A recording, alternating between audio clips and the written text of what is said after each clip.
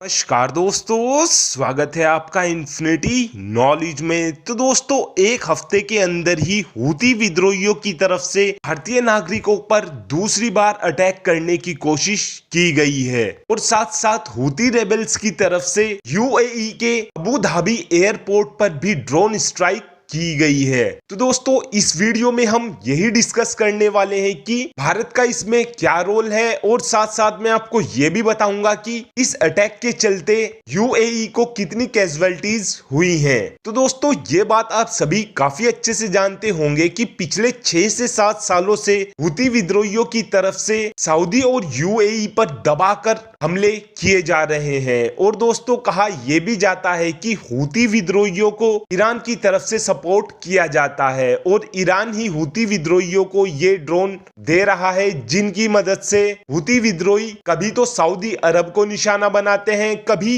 UAE को निशाना बनाते हैं। तो दोस्तों, हूती विद्रोहियों की तरफ से अभी 2 से 3 दिन पहले ही एक शिप को, जो कि यूएई की शिप थी, इसको निशाना बनाया गया था और हूती विद्रोहियों ने इस शिप को अपने कब्जे में ले लिया था। लेकिन अब तक भी हूती विद्रोहियों की तरफ से इस शिप को नहीं छोड़ा गया है और इस शिप में करीब 7 लोग थे, जिसमें से कुछ भारतीय भी थे। लेकिन हूती विद्रोहियों की तरफ से यह भी साफ कर दिया गया है कि हम यूएन के सैंक्शन से भी नहीं डरने वाले हैं। तो दोस्तों, खबर कुछ ऐसी निकलकर सामने आई है कि हूती विद्रोहियों की तरफ से अबू धाबी एयरपोर्ट के पास में एक ड्रोन स्ट्राइक की गई है और इस ड्रोन स्ट्राइक के चलते हूती विद्रोहियों ने यूनाइटेड अरब अमीरात के ऑयल टैंकरों को निशाना बनाया है और इस हमले के जरिए हूती विद्रोहियों की तरफ से 3 ऑयल टैंकरों में आग लगा दी गई है। तो दोस्तों, आपको बता दें कि अबू धाबी एयरपोर्ट में कुछ कंस्ट्रक्शन का काम भी चल रहा था, जहां पर भारतीय वर्कर भी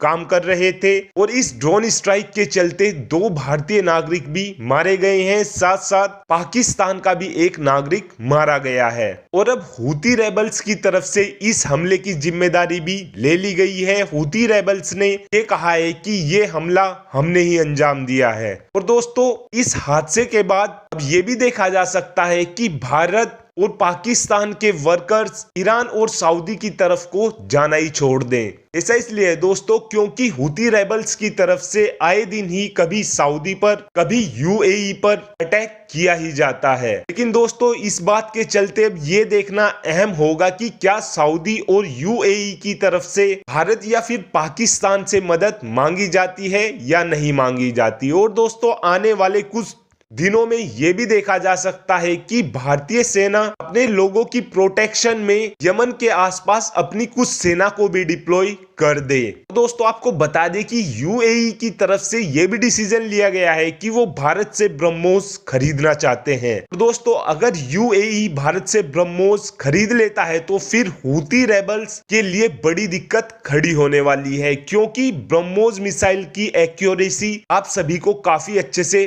पता होगी। और अगर भारत की तरफ से ब्रह्मोस यूएई को दे दी जाती है तो फिर शायद हूती रेबल्स की इतनी हिम्मत ना हो कि वो यूएई पर हमला करने की कोशिश करें। Thanks for watching this video.